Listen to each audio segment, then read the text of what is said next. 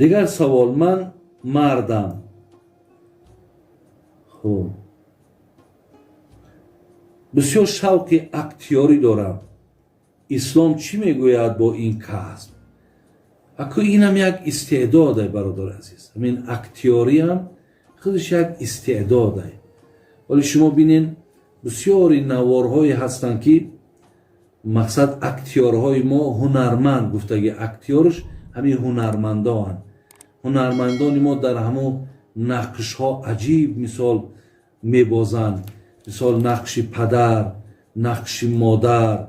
بینین یک زمانهای در دوره های شوروی یک برنامه بود به نام بی‌غرض پند که بسیار مخلصای زیاد داشت. یعنی عبارت از اول تا با آخر همون نقش‌هایی را که هنرمندا بازی میکردن، انا هنرشون نشان میدادن، برای مردم بسیار تاثیر کلان میگذاشتن. یعنی یک نوار را نگاه کردنم از باور کنین از گوش کردن در نوار نگاه کردن آدم سیاه متاثر میشود. یا یک فیلم هایی که مثال امروز برآمده است، این فیلم های اصحاب کهف من تماشا کردم. فیلم هایی که از حضرت عمر برآمده است، از حضرت ابوبکر برآمده است. فیلمی دیدم از عمر ابن عبدالعزیز، فیلمی ایمان آوردن حضرت بلال. این خود مثال فیلمی که انا از پیامبری خودمان فقط اشترش نشان میتید، یعنی در نقش پیامبرمان یعنی هیچ کس نمیگذارن. و یک کینوی بسیار مشهوری دیگر هم به نام حضرت یوسف برآمد که مردم چقدر در او مثال حتی حاضر اینا یک کینوی ترکیه که می رود بسیار مخلصای زیاد دارد با که یکی از نقش‌های اساسی دمون انا ارطغرل است. همون کس مثال می بازد که چخیل برقرار کردن اسلام چقدر مثال مشکلات هایی که انا در بین مسلمان و غیر مسلمان بود. یعنی همون نقش ها را همون هنرمندا می بازند. برای همین اگر شما در شما همین استعداد باشد، شما ایرا البته به البته خوانید، دوام تید. با این هم مثال شما میتونید که خدمت در هم ملتتون کنین، هم در دینتون کنین، هم مردم مقصد از شما عبرت میگیرن. بسیار خوب میشود برادر عزیز.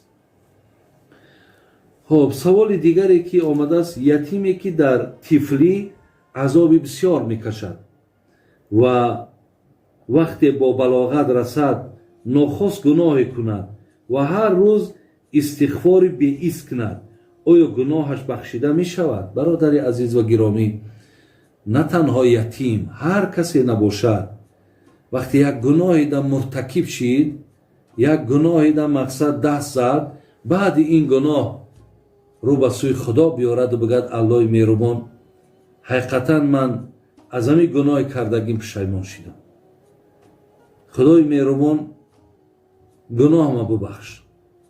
دویم باره مقصد من به این گناه دیگر رجوع نمیکنم، البته گناهش بخشیده میشه.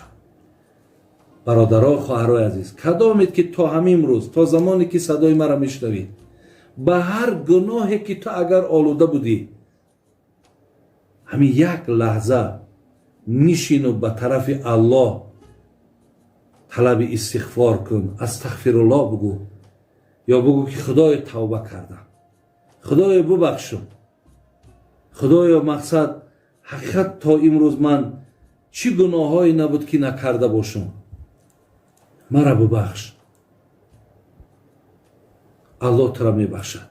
بر همین عزیزای خدا میگفتم باز آ، باز آ، هر آنچه هستی باز آ، گر کافر و گبر و بت پرستی باز آ. این درگاه ما درگاه ناامیدی نیست. 100 بار اگر توبه شکستی باز آ. ببینین، برای همین انشاءالله توبه شوینده همه گناه است.